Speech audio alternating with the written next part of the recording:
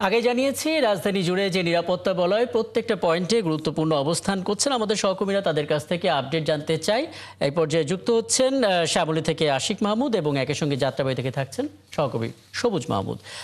দুজনকে আমন্ত্রণ জানাচ্ছি এবং আশিক মাহমুদ, আপনার কাছ থেকে একটু জানতে চাই, শ্যামলীতে আপনি আছেন এবং গত দুদিন আগেও শ্যামলীর এইখান থেকেই ককটেল, অবিস্ফোরিত ককটেল উদ্ধার করা হয়েছিল এবং পরবর্তীতে নানামুখী সতর্ক ব্যবস্থাও নেওয়া হয়েছে। একটু জানতে চাই আসলে শ্যামলীতে এখনকার আইন শৃঙ্খলা বাহিনীর অবস্থানটা কি? সবুজ মাহমুদ, আপনার কাছে একটু জানতে চাই, যাত্রাবাড়িতে আছেন আপনি এবং জুলাই অভ্যুত্থানের সময় এই যাত্রাবাড়ি অনেক গুরুত্বপূর্ণ একটা পয়েন্ট ছিল যেখান থেকে আসলে আন্দোলন বড় আকার নিয়েছিল। স্বাভাবিকভাবে আজকে যেহেতু প্রথম রায়টি হতে যাচ্ছে সে অপরাধের এবং এই জায়গার মানুষ থেকে শুরু করে এই জায়গার সার্বিক পরিস্থিতি একটু উত্তাল থাকবে, নজর রাখবে ট্রাইব্যুনালে, সেই পরিস্থিতির ধারণটা একটু নিতে চাই, সাথে একটু আইন শৃঙ্খলা পরিস্থিতির ব্যাপারটা যুক্ত করে দেবেন আর কি। সবুজ মাহমুদ। রাকিব, আপনি যথার্থ বলেছেন। এই জুলাই গণঅভ্যুত্থানে কিন্তু যাত্রাবাড়ি একটি খুব গুরুত্বপূর্ণ স্পট ছিল যেখান থেকে এই মানবতা বিরোধী অপরাধের অনেক বড় একটি ঘটনা এখান থেকে ঘটেছে এবং এই মানবতা বিরোধী অপরাধের দায়ে কিন্তু আজকে শেখ হাসিনাকে যে অভিযুক্ত করা হয়েছে সেই মামলারই আজকে রায় ঘোষণা করাকে কেন্দ্র করে নিষিদ্ধ কার্যক্রম নিষিদ্ধ যে আওয়ামী লীগ সংগঠন আছে সেই আওয়ামী লীগ কিন্তু এই মামলার রায়ের প্রতিবাদে কিন্তু আজকে এই কর্মসূচি দিয়েছে। তারা গত রোববার এবং সোমবার যে শাটডাউন কর্মসূচি দিয়েছে সেই শাটডাউন কর্মসূচি আছে সোমবারে। আমি সকাল থেকে যাত্রাবাড়ি এবং সায়দাবাদ এলাকায় আছি এবং এখানকার যে পরিস্থিতি, সার্বিক পরিস্থিতি, সেটা কিন্তু অন্যান্য দিনের মতো স্বাভাবিকই রয়েছে এবং এখানে যারা গাড়ি ঘোড়া বা অন্যান্য যে সব যানবাহন আছে সেগুলো স্বাভাবিকভাবে চলছে। এখানে আমি আইন শৃঙ্খলা রক্ষাকারী বাহিনীর কর্মতৎপরতা দেখতে পাচ্ছি। তারা এখানে চেকপোস্ট বসিয়ে বিভিন্ন ধরনের তাদের নিরাপত্তা কার্যক্রম জোরদার করছেন এবং আমি এখানকার পুলিশে কর্মরত অফিসারদের কাছে জানতে চেয়েছি যে এখন পর্যন্ত কোনো অপ্রীতিকর ঘটনা ঘটেছে কিনা। সেই কোনো এরকম কোনো অপ্রীতিকর ঘটনার কোনো খবর আমরা পাইনি। এখানকার দায়িত্বে থাকা পুলিশ কর্মকর্তা সহকারী কমিশনার অফিসার বাকির কাছে আমরা একটু জানতে চাইবো যে আসলে সকাল থেকে আপনারা এখানে দায়িত্ব পালন করছেন এবং আমরা দেখছি যে আপনারা খুব কর্মতৎপরভাবে দায়িত্ব পালন করছেন। কি অবস্থা, সার্বিক অবস্থা একটু জানতে চাই। আলহামদুলিল্লাহ, আমাদের সার্বিক পরিস্থিতি প্রতিদিনের ন্যায় স্বাভাবিক আছে। এখন পর্যন্ত কোথাও কোনো দুর্ঘটনা বা কোনো রকম অপ্রীতিকর ঘটনা আমরা সংবাদ পাইনি। আমাদের এলাকা সম্পূর্ণ স্বাভাবিক আছে।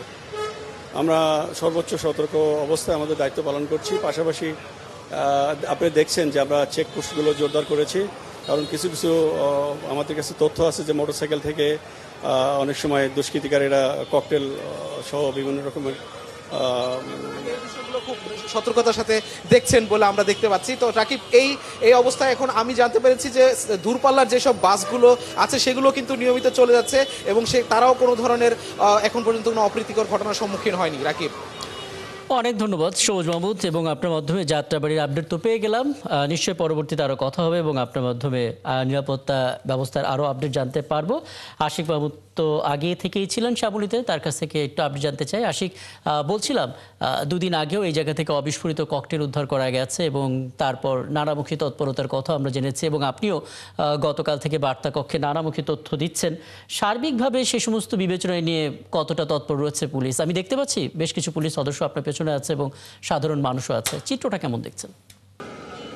রাকিব, আন্তর্জাতিক অপরাধ ট্রাইব্যুনালে শেখ হাসিনার বিরুদ্ধে যে রায় হবে সেই রায়কে কেন্দ্র করে নিষিদ্ধ আওয়ামী লীগ যে শাটডাউন কর্মসূচি দিয়েছে সেই কর্মসূচিকে ঘিরে আইন শৃঙ্খলার পরিস্থিতি কিন্তু ব্যাপকভাবে জোরদার করা হয়েছে। একটু যদি দেখাই যে পুলিশ, সেনাবাহিনী এবং বিজিবি এবং তার পাশাপাশি র্যাব এবং সাদা পোশাকে গোয়েন্দা বাহিনীরা কিন্তু নিয়োজিত রয়েছে এবং আপনি দেখতে পাচ্ছেন আমার পেছনে যে প্রতিটি মোড়ে মোড়ে ঠিক একইভাবে চেকপোস্ট বসানো হয়েছে এবং চেকপোস্টে বসিয়ে পুলিশ সদস্যরা বা অন্যান্য বাহিনীর যারা সদস্যরা রয়েছেন তারা যারা এই রাস্তা দিয়ে যাচ্ছে সন্দেহভাজন কাউকে মনে হলেই তাদের থামানো হচ্ছে এবং তাদেরকে চেকপোস্টের আওতায় আনা হচ্ছে এবং তাদের ব্যাগ খুলে চেক করে দেখা হচ্ছে তাদের ব্যাগে কোনো ধরনের দাহ্য পদার্থ বা কোনো ধরনের নাশকতামূলক কর্মকাণ্ড চালানো যায় এমন কোনো ধরনের জিনিস তারা বহন করছে কিনা সে বিষয়টি মূলত খতিয়ে দেখাচ্ছে। এবং বিশেষ করে যারা বাইকে চলাচল করছে, আমাদেরকে আইন শৃঙ্খলা বাহিনীর সদস্যরা জানিয়েছে যে বাইকে করেই দুষ্কৃতিকারীরা বিভিন্ন সময় পেট্রোল বোমা বা ককটেল নিক্ষেপ করছে এবং বিভিন্ন গাড়িতে এসে আগুন দিয়ে দিচ্ছে। সে কারণে আসলে বাইকে যারা চলাচল করছে তাদেরকেই আসলে বেশি গুরুত্ব দিয়ে চেক করে দেখা হচ্ছে যে কোনো ধরনের নাশকতামূলক কোনো কর্মকাণ্ড বা কোনো জিনিসপত্র তারা বহন করছে কিনা। কিনা। সব মিলিয়ে একটু বলা চলে যে আইন শৃঙ্খলা পরিস্থিতির ব্যাপকভাবে জোরদার করা হয়েছে এবং এখন পর্যন্ত আমাদের চোখে কোনো ধরনের সকাল থেকে নাশকতামূলক কোনো কর্মকাণ্ড, ঝটিকা মিছিল বা এই যে শাটডাউন কর্মসূচি, সেই কর্মসূচিকে ঘিরে কোনো ধরনের নাশকতামূলক কর্মকাণ্ড এখন পর্যন্ত আমাদের চোখে পড়েনি। আর একটু যদি জানাতে চাই যে কয়েকদিন আগে যে লকডাউন কর্মসূচি দিয়েছিল আওয়ামী লীগ, সেই লকডাউন কর্মসূচিতে সাধারণ মানুষের কিছুটা ভয়, কিছুটা আতঙ্ক তৈরি হয়েছিল। এতে করে শহরের যান চলাচল কিন্তু একেবারেই কম ছিল, সীমিত ছিল।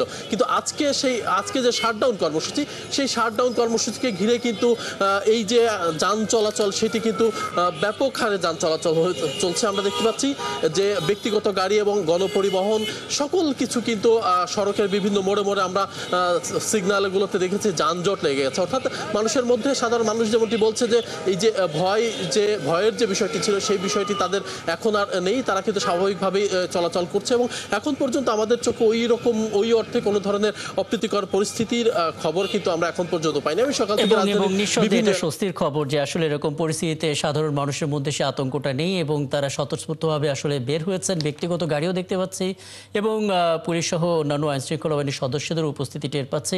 আপনি তো আছেন, নিশ্চয়ই পরবর্তীতে আরও কথা হবে। আশিক মাহমুদ আমাদের সঙ্গে যুক্ত হয়েছিলেন রাজধানীর শ্যামলী থেকে।